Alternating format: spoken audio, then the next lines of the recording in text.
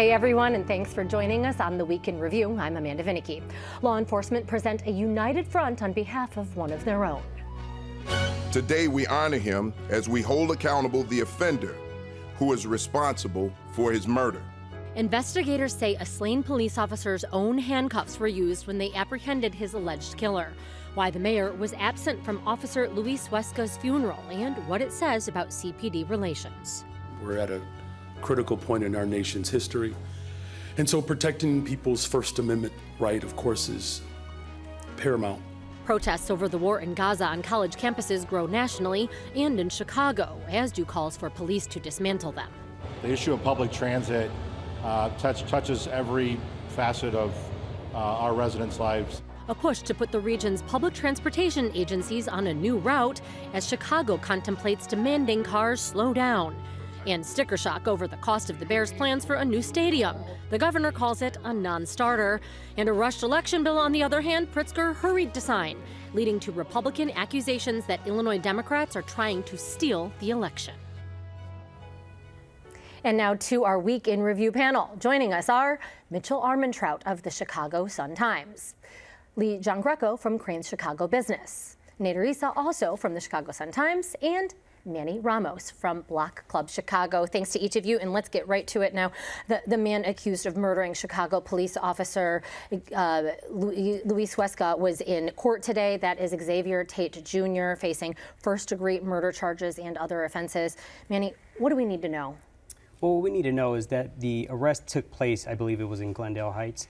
I could be wrong with that, but basically they were able to track him down through bank card usage, as well as they went all the way up to Wisconsin as well as in Iowa, thinking that he was there. But they were able to track him to a home of a relative where he was there apprehended without any issues.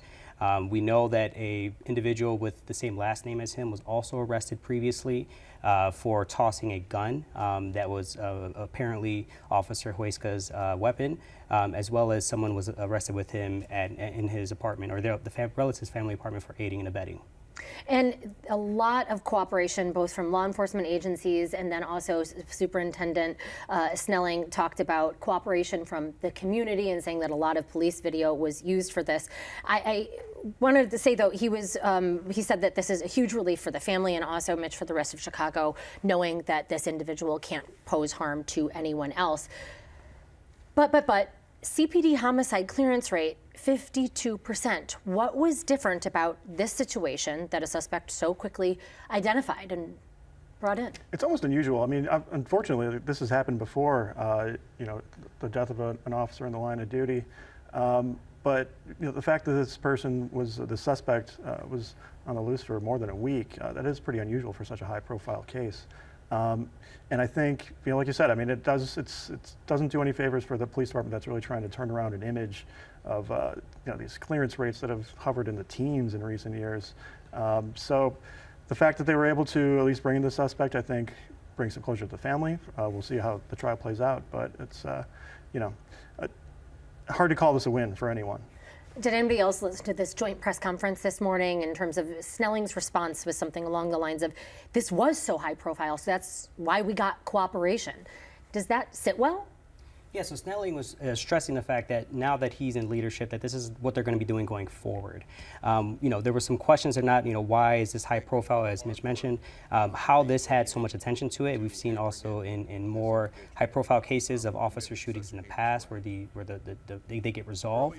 So whether or not this is going to be continuing to happen, we just have to keep a close eye on it. But Snelling was definitely pushing back on this being more of the norm. It was particularly high profile in part because it became very public what happened with the officer's funeral. So, of course, condolences to the family. It was heartbreaking to watch all throughout. But also what became sort of a public narrative was the attendance or lack thereof of certain public officials. So, Lee, Mayor Brendan Johnson did not attend. Why? Yeah, so this obviously, if you just look at it on the face of that, you might think that's some sort of political statement, but really Mayor Brendan Johnson was doing this at the family's wishes. But of course, this blew up on social media. There were, talks about why he wasn't there or why some members of City Hall were there. And so he clarified that during this press conference today. he clarified that this was a request of the family. The Chicago Tribune editorial had said perhaps that this request, and it was because apparently Johnson did not confirm this, but other reporting has said that other elected officials had conversations with the officer's family, and it was believed that Johnson, and for that matter, the governor, not enough in support of law enforcement. Tribune saying that this should prompt soul searching. Nader. It's a long-standing issue we've known with Mayor Brandon Johnson ever since his election. He doesn't come from a sort of movement. He comes from the Chicago Teachers Union. The teachers union, the police union, the police, they've been butting heads. They haven't necessarily aligned on the way they see the city. And so it's not really a surprise. He made some moves early on, like his pick for police superintendent, his pick for chief of staff, that seemed to be an olive branch. But I mean, there's a lot of mending of fences to go for anyone to call Mayor Brandon Johnson a friend of the police, and this shows it, obviously. And that's something he's tried to address since he came into office last year. You know, one of the first things he was able to do was negotiate a new contract with the rank and file officers, one of the most generous in the city's history. But you know, he's still sort of fighting this image of being the alleged defund of the police mayor, which, you know, the police budget went up a little bit compared to Lori Lightfoot's last year in office. So, you know, it's just sort of, it's tough for him to sort of break away from that image that police leaders have given him. Is there any sort of infighting on the Democrat side where you did see the comptroller, Susanna Mendoza, really bring this to the public fore by tweeting mayor should stay away after initially his public schedule called for him to be attending the funeral? And then there was I've covered this in the past, a fallen officers memorial in Springfield that's really heartbreaking to attend. And the Mendoza saying that she was, quote, disgusted by the vilification of our police force. Is there anything to say about either that narrative or maybe Mendoza's future, Lee? You know, I'm not sure what this bodes for Mendoza's future right now. You know, like I speculation. Yeah, it's hard to say. Again, when you base these things on what people are saying on social media, it's hard to sort of glean what that means in the long term. You know, maybe a lesson there: be wary of social media. Right. Yeah. All of us. Never tweet. I will say that, you know, even though, as I noted before, the family asked Brandon Johnson not to be at the funeral, that any of these police funerals are fraught with political tension. And I think, you know, Johnson was able to avoid a possible pitfall here, you know, ending up with what Lori Lightfoot had to deal with when she attended these funerals and the officers turned her back on her. So, you know, it's a very difficult needle to thread here. And, you know, if anything, I think Brandon Johnson was actually able to do that this week, whether it was his intention or not. Such a delicate thread and just sad and hard for everybody. Now, meanwhile, as WTTW reported, as well as WBEZ and the Sun-Times, the police department not going forward with disciplining any officers who are listed on membership rolls of the Oathkeepers. Mitch, what is the justification for keeping these members as part of the force? Well, Police Superintendent Larry Snelling says that internal investigation just found that these allegations were unsustained, that there were only 3 officers who were actually investigated by the department for alleged ties to the Oathkeepers, which is a white supremacist group that's tied to a lot of other sort of not great groups that you want to be associated with, and certainly that you don't want your police force to be involved with.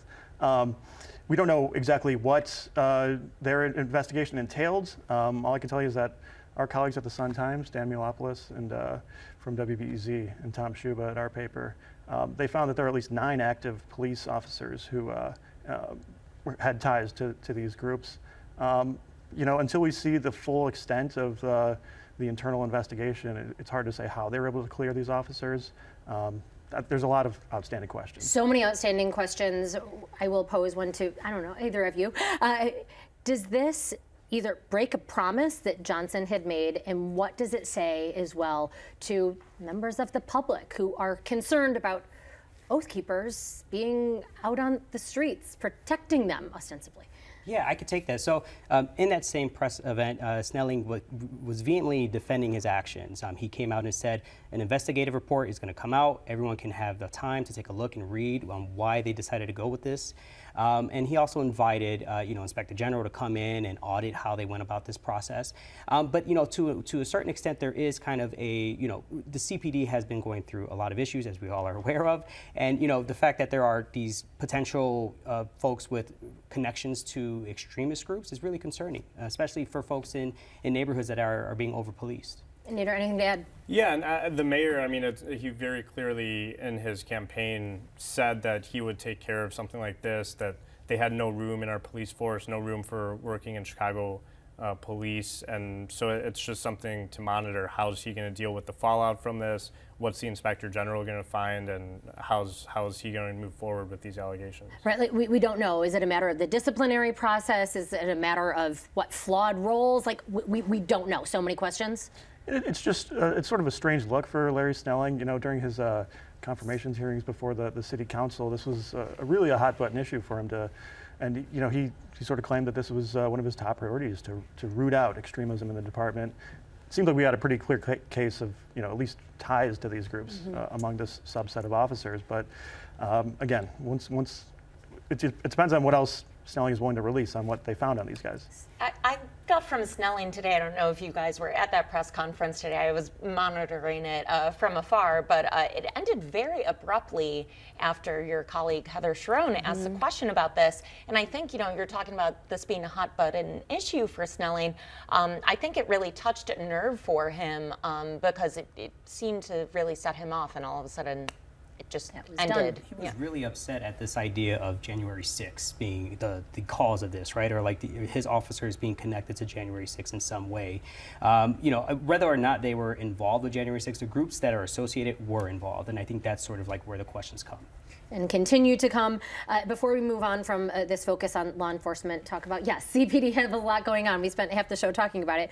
We thought we'd heard the end of ShotSpotter, but now there are new police stats that were provided to the City Council that show that actually the system does improved police response time to incidents when shots are fired. Is the pressure building on the mayor to reverse his decision to cancel the system? Mitch? It's certainly curious timing. Mayor Brandon Johnson extended the contract with ShotSpotter through the end of September, through the traditionally violent months of the summer. Now we're kind of getting these numbers from the department that suggest police response times to ShotSpotter alerts are somewhere around 8 minutes and change versus a 911 call. It usually takes them about 10 minutes or so to get to a scene. What gets tough with ShotSpotter, I feel like, is that it's so figures-based, it's so numerical. And it's easy for opponents and supporters to find numbers that can support an argument for or against. Numbers don't lie, but it's the numbers that you use. Exactly. It's hard for any politician or official to say we should have slower police response times to a shooting. At the same time, so much research has shown that ShotSpotter alerts lead to over-policing neighborhoods that are mostly communities of color, where interactions with police are disproportionately can end in violence. So I think this is Larry Snelling has openly, lobbied to keep ShotSpotter. Mayor Brandon Johnson campaigned on a promise to end it, Johnson today said that he is sticking by it. Now, both of them also were asked about what is going on with protests. And so, Nader, I'm going to turn this over to you. These pro-Palestinian protests that have really rocked campuses across the country. But so far in Chicago, they're certainly present, but they have largely remained peaceful. What is going on differently in Chicago area schools than, say, UCLA? Yeah, UCLA, we all saw the other day, Columbia and City College of New York. The actual protests themselves and the encampments, the demonstrations, there doesn't seem to be too much of a difference between the ones here and elsewhere. It's really been about the police response. And you saw in Columbia, for example, they were quick. The university's president immediately called New York police. They came in the other day, they came in again, and they raided Hamilton Hall, where students had barricaded themselves in and occupied the building. Here, it's been a little bit more of a hands-off approach. Northwestern, there was maybe a scuffle on the first day, but then a few days later, they came to an agreement with the university administration. UChicago, DePaul, a couple others that have had encampments, they've sort of allowed the students to remain and speak about their demands. Is that going to last, Nader? No, because today we learned that these students at the University of Chicago and the University of Chicago president have come to an impasse in their negotiations. And they're negotiating over the students' demands, which are to disclose any investments by the university in weapons manufacturers, to divest from any companies that actively support Israel or the Israeli military, and to for UChicago to acknowledge what has happened in Gaza, which is every single university in the enclave has been bombed. It's been destroyed. There's been a lot of professors and students who have been killed.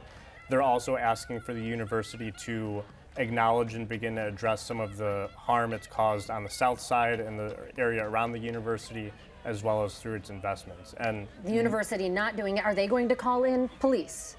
the president today said that it's time to intervene. He said that there's no more time for negotiation. That's sort of come to an end. They're not agreeing to any of the students' demands. And today we saw sort of an increased police presence at the encampment. They haven't moved in to take tents away and shut it down just yet, like we've seen in other colleges across the country. University leadership But seeming to hint that that's coming. It seems that's where it's headed. DePaul, nothing really new there. Some minor skirmishes, news of that, but nothing new from the university. Before we move on, this is so huge. Anybody want to bring anything on this? Again, Snelling and the mayor both seeming to sort of support keeping police away. I'm really interested to watch this. And again, in that press conference this morning, it seemed that both Snelling and Johnson, they were asked about the Chicago protests and the president's call, for more force there. Both Snelling and Johnson are taking a very cautious approach here, which I think is interesting. It seems like all of these protests are teeing up what could happen for the DNC. And sort of a test almost. Exactly. And I would think if I'm, the superintendent of Chicago Police, that I don't want sort of a pre-DNC scuffle here, or certainly not what we saw at Columbia. Yeah, and the thing too is it's a little bit different because there's going to be some huge VIPs, including the President of the United States. And so you wonder if their stance sort of shifts between now and August. But I mean, obviously, it's telling they really want to try to keep things calm for now. I will. Just because we only have about 6 minutes left. Time flies. Let's move to transportation. And Manny, I want to go to you because folks who rely on transportation might have to use multiple agencies to get to where they want to go. A proposal would merge CTA, Metro, and PACE into one single agency. Now, why would backers think that this is a good idea? And does it help or hurt the cause that the CTA has been under so much fire? Yeah, so state lawmakers are proposing this ordinance or this legislation that would essentially merge CTA, Metro, and PACE, right? And the reason is because these agencies are facing a large budget gap of $730 million by 2026. That's huge. It's huge. And what these lawmakers are proposing is hoping that this would restructure the governance aspect of Northeast Illinois transit systems and will make it more sort of succinct as well as integrated in how the fares and operate run so that they're not competing for different funding, mechanisms within the state. Whether or not this would sort of, solve all of the issues facing mass transit in the region, I'm not sure. But what's interesting to me is that it might be called the MMA. Oh, there we go. Yeah, I get that. All right. I guess sometimes it does take that in order to get a spot on a very busy CTA train, at least if you take the Blue Line, as I do. So Lee, let's quickly turn to you. I do use the Blue Line to get to O'Hare, and you have news just this afternoon that United American have actually reached a deal with Johnson on the airport's future. Why is this a show of strength for Johnson? And just real quickly, what is this deal? Yeah, so this is a huge deal today. Basically, we've long waited for the construction of O'Hare and this expansion that's supposed to happen. This is going back to Mayor Rahm Emanuel's administration. Obviously, that construction was delayed for the pandemic. Not a lot of travel going on then.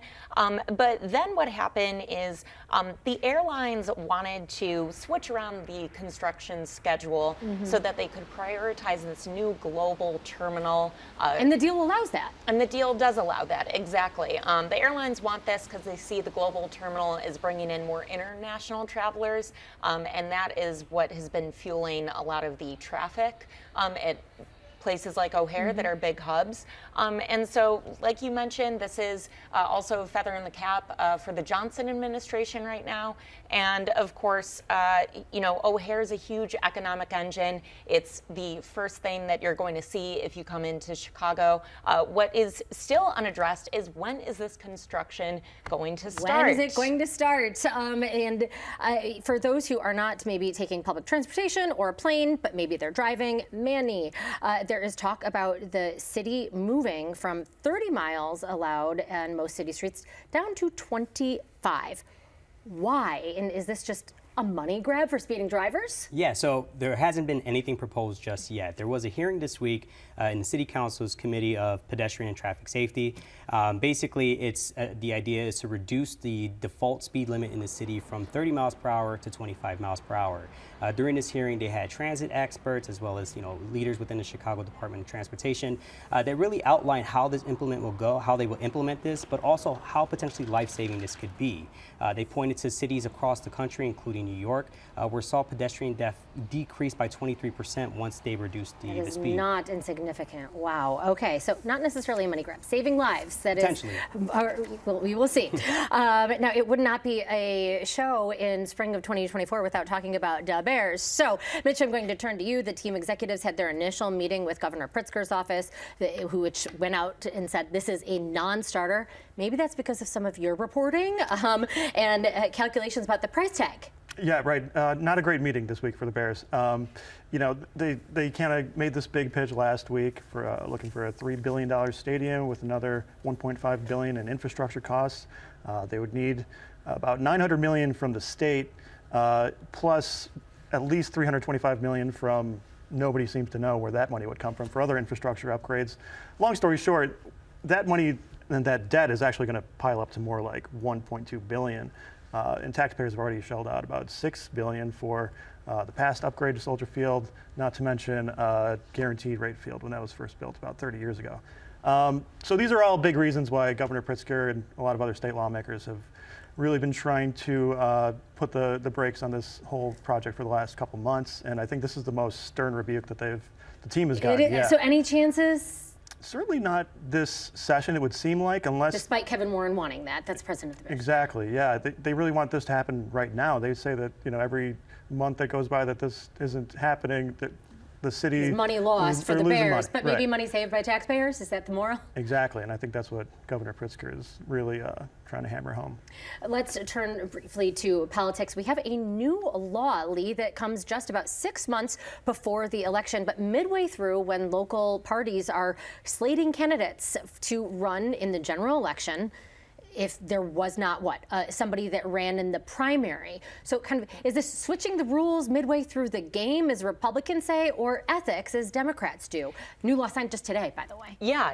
And 2 Republicans, at least, who just got in under the wire filing so that they could, I don't want to say get around this rule, but do what was allowed before it took effect. Before it took effect, exactly. But essentially, there was this amendment that was slipped in, and yes, it would prevent a candidate from going on the general election ballot, if they were appointed by the party. So basically, in order to get on the ballot, they have to go through the primary system. So what does this have an effect of, though? Is this, again, Republicans say this is Democrats stealing the election. So 30 seconds.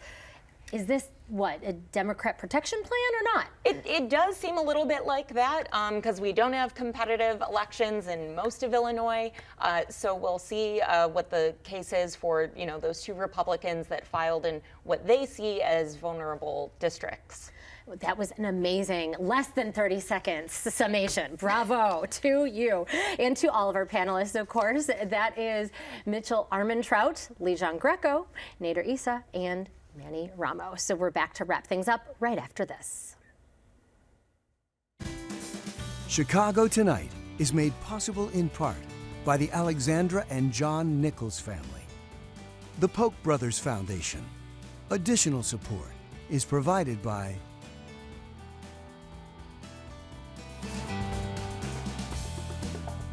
tonight's presentation of Chicago Tonight, Week in Review, is made possible in part by Ann and Rich Carr, Francine and Dr. Anthony Brown, and the Mullenhour Progressive Philanthropic Fund. in honor of Ida Mollenhauer, supporting quality journalism.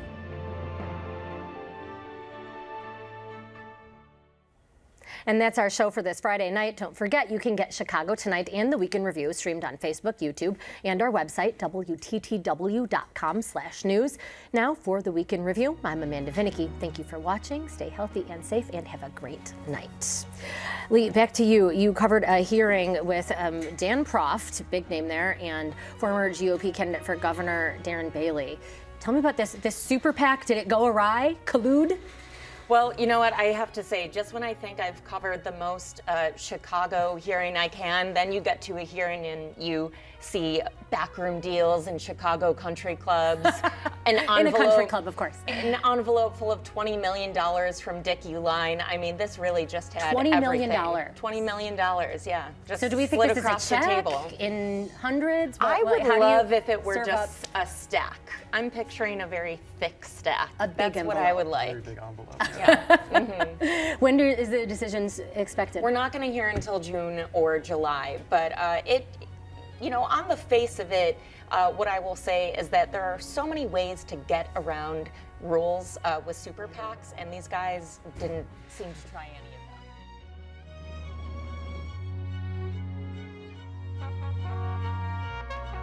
Closed captioning is made possible by Robert A. Clifford and Clifford Law Offices, a Chicago personal injury and wrongful death firm, and proud sponsor of programming that offers advice and strategies to enhance the physical and mental well-being of fellow legal practitioners in Illinois.